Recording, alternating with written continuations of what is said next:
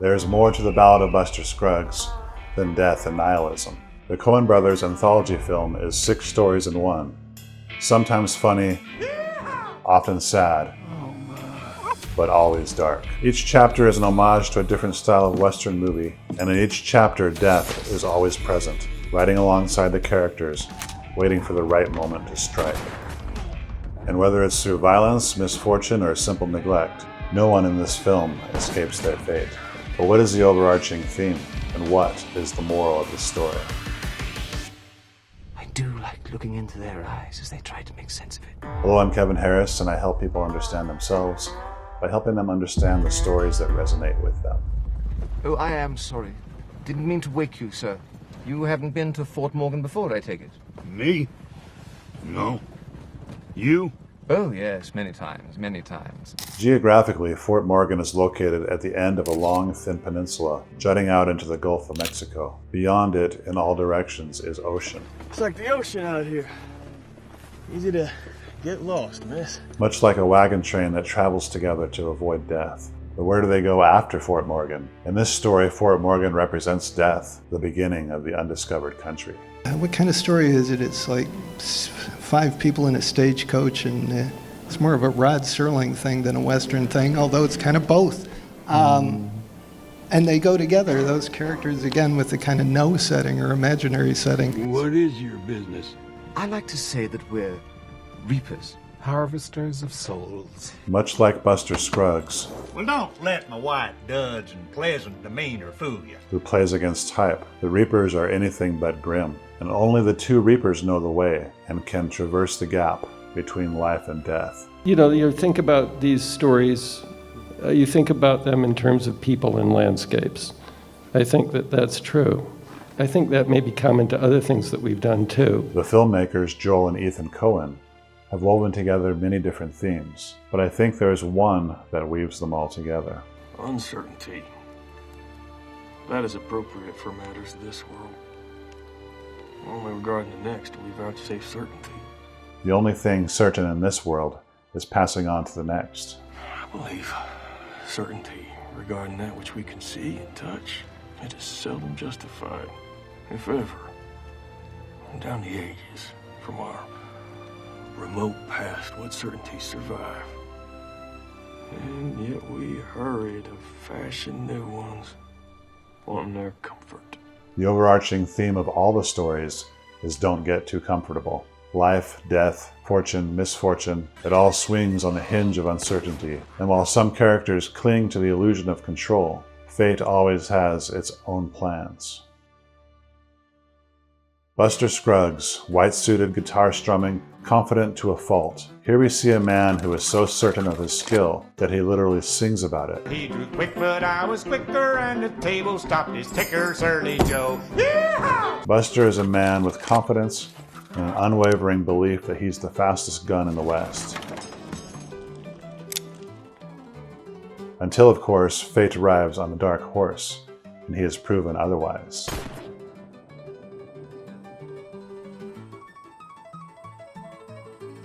Well, that ain't good. Let me tell you, buddy, there's a faster gun coming over yonder when tomorrow comes.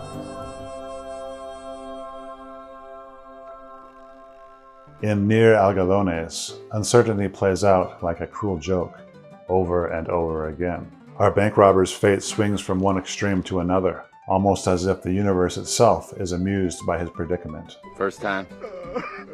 This line seems to capture not only the heart of this chapter, but the whole of the Ballad of Buster Scruggs. Twists and turns, comedy in the face of inevitable doom, and a reminder that the only thing certain is uncertainty itself. In Mill Ticket, uncertainty looms over every performance, every cold night, every miserable audience. My name is Ozymandias, King of Kings. Look on my works, ye mighty, and despair. No matter how great a performance may be in the beginning, eventually the audience will dry up. The constant question here is, can they make it to the next town, earn enough for their next meal, But the true gut punch of uncertainty comes at the end when the man finds a more profitable act, a chicken that can do basic arithmetic. And just like that, the artist's fate is sealed as he is silently replaced and discarded. And the Lord said unto Cain, Where is Abel thy brother? And he said, I know not. Am I my brother's keeper? It's bleak, but it's an effective depiction of just how fragile human relationships and our value in others' eyes can be.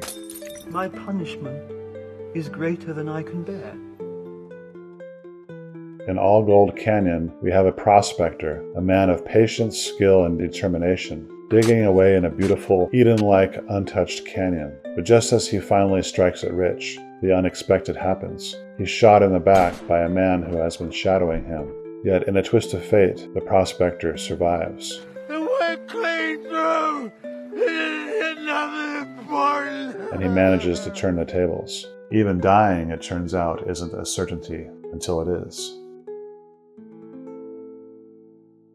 Coming back to The Gal Who Got Rattled, Alice, our protagonist, finds herself on a wagon train after her brother's death. My dear brother was very hard-nosed, but never very successful. A man who in life was very certain.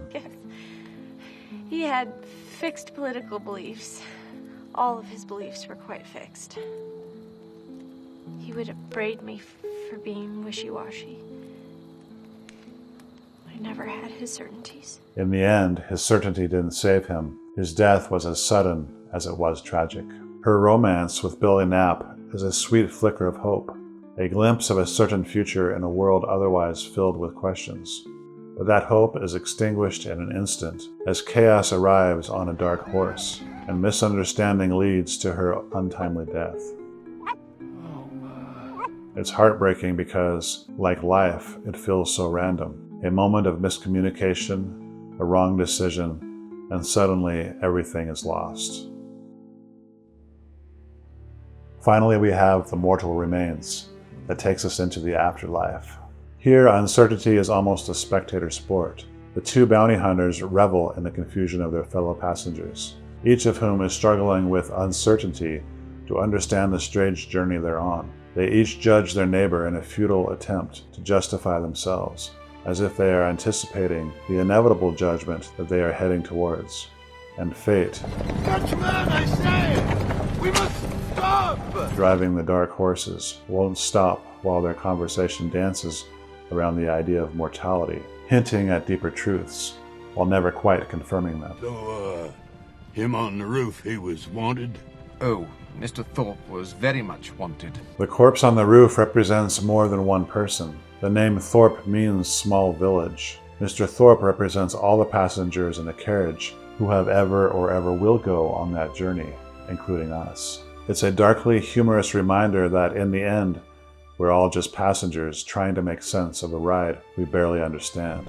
And do they ever succeed? How would I know? I'm only watching. And that is the moral of this story. If you enjoyed this video, then click here to dive deeper into the Coen Brothers films. Thank you. We'll see you next time.